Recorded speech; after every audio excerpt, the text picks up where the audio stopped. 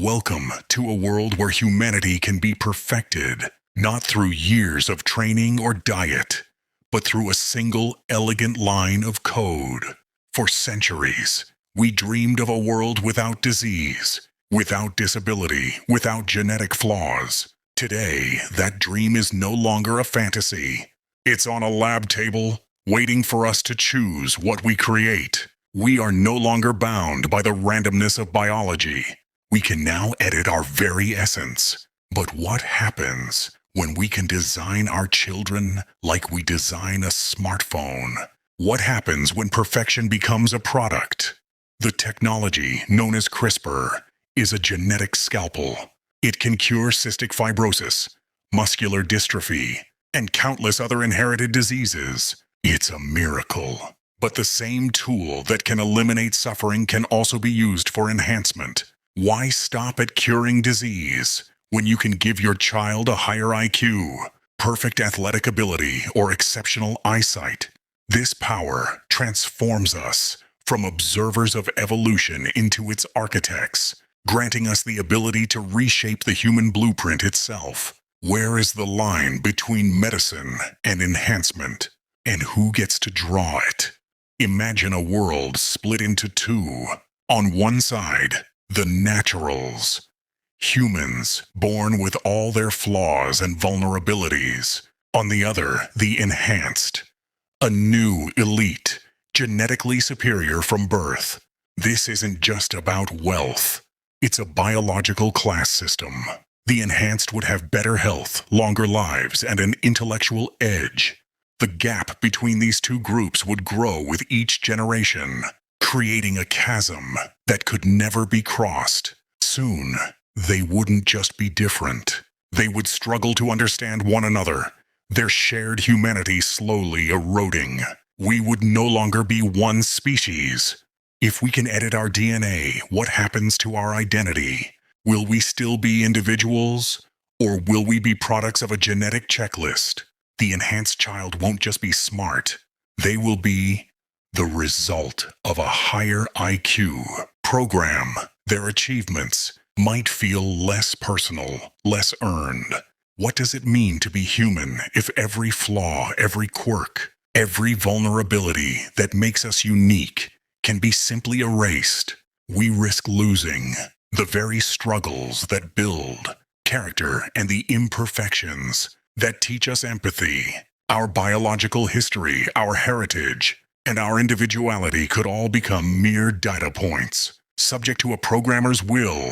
We may cure our diseases, but at what cost to our humanity? Every action has a reaction.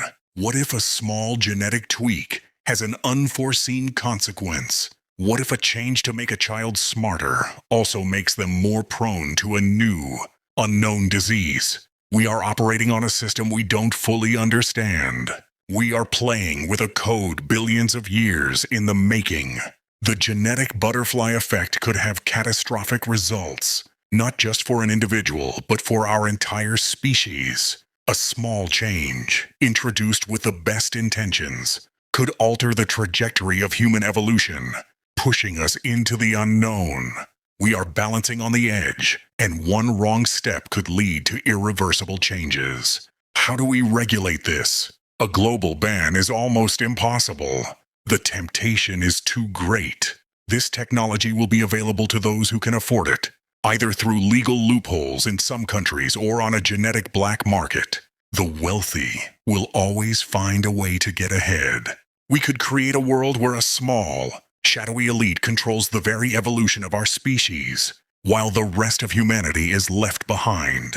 This isn't just about cosmetic changes. It's about the potential for enhanced intelligence, physical ability, and even extended lifespans.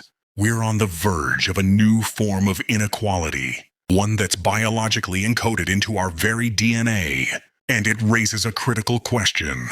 How will the unmodified compete in a world designed for the genetically optimized?